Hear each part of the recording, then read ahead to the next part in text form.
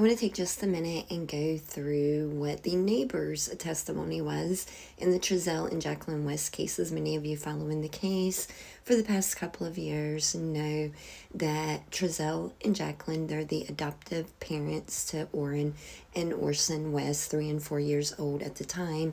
And Orrin and Orson West were reported missing by Trezell and Jacqueline West from their California city home back in December of 2020. And right now, the trial, it started. There's no live streaming, so I'm going by some tweets, but I want to go through what the neighbor, this was the neighbor of Trezell and Jacqueline when they lived in the Casa Loma apartments in Bakersfield. And again, as many of you know, investigators, they do not believe that Orrin and Orson West ever made it to the California City, California home. But let's go through Maria's testimony and listen to what she had to say. And I'm going by the Bakersfield Now tweets, but Maria del Carmen Noriega Salas, I hope I pronounced that right, but she was at the stand and she was actually speaking through an interpreter. But she told the prosecuting attorney, which is who is Eric Smith, that she lived at the Casa Loma apartments on Lotus Lane, and she had lived or has lived there for 10 years. She told him that her daughter had left for Massachusetts, and her daughter also had lived at the Casa Loma apartments. She said that she was in her apartment cleaning it up until almost 11 o'clock p.m. back on September the 19th of 2020. She walked out of her daughter's apartment and she saw a couple come out of the dumpster area. It was a man and a woman. She said that the man was tall, dark-skinned, and slim. The woman had light skin, curly and wavy hair, about 6 to 8 inches below her shoulders. And she saw the couple carrying an ice chest. It was blue with a white lid, and they were holding, or each of them were holding, a handle. And the attorney asked her, how big was it? She spread out her hands and said it was about this big. The judge took out a tape measure, and he said it was 21 inches, and that they had came out of the dumpster, and that she saw me head on. So she's saying Jacqueline saw her head on. They got on the curb and they crossed the curb in front. They were walking very slowly. They were speaking in English and laughing very loudly. They walked into a die walk. They stopped and saw her again. They continued walking and went into an apartment. They grabbed something skinny. The man placed it on his shoulder. They continued walking like they were going to the grass area, and then they made a turn. When they walked to the grassy area, they were by themselves. And Eric, the attorney, he said that her daughter lived in building G. Well, the trash can area was near that. And Maria then described the path the man and the woman took from the apartment to the dumpster. She saw the man before that once. He had a stick in one hand and a diaper in another. That time was a month prior to when she saw him and the woman with the ice chest. She confirmed that the picture was the man that she observed. He just didn't have the mustache that he did in that picture. She confirmed that the picture was the woman that she observed because her beautiful hair stood out to her and it was wavy. She called law enforcement and she told them about this encounter that she had or what she had seen. She says the couple was by themselves this whole time when she saw them back in September. The people she saw carried a blue cooler with a white lid. She confirmed she had never seen them throw anything into that dumpster area. So now Maria, she's being questioned by one of Jacqueline's attorneys, Fatima Rodriguez. And Maria said the people she saw carried a blue cooler with a white lid. She confirmed she never saw them throw something into the dumpster. And The attorney asked Maria what prompted her to look, and Maria said it was the noise that she had heard.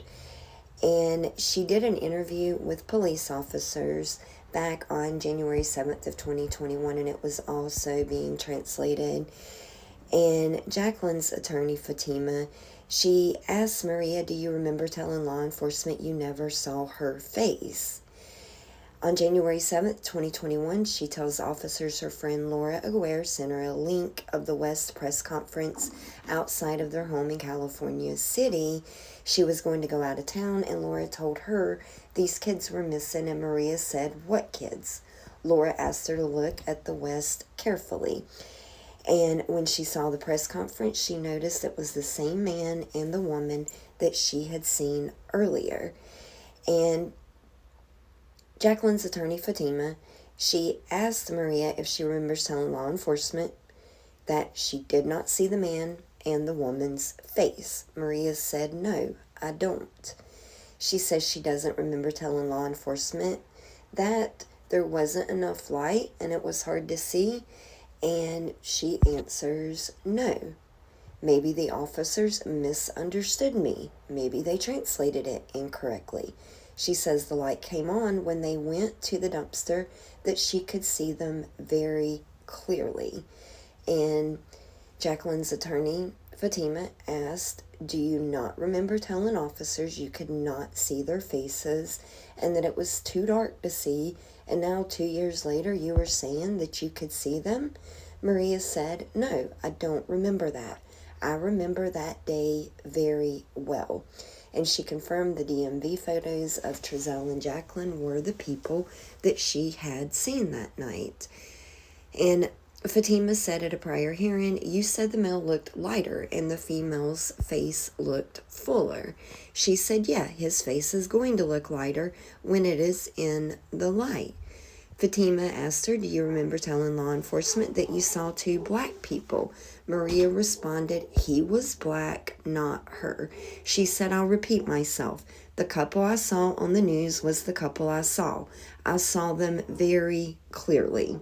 All right, so Maria's interpreter translated her report of the interview and that she had had with law enforcement back on January 7th of 2020. And Fatima asked, why did you lie to law enforcement that you didn't see the man and the woman's faces and that it was too dark? She said, maybe because I was nervous. I felt since that night something wasn't right, and I sensed danger and fear. Right now, Laura Aguirre, she's being questioned by the prosecuting attorney, Eric Smith. She's lived at the Castle Apartments for 11 years. She and Maria are close friends.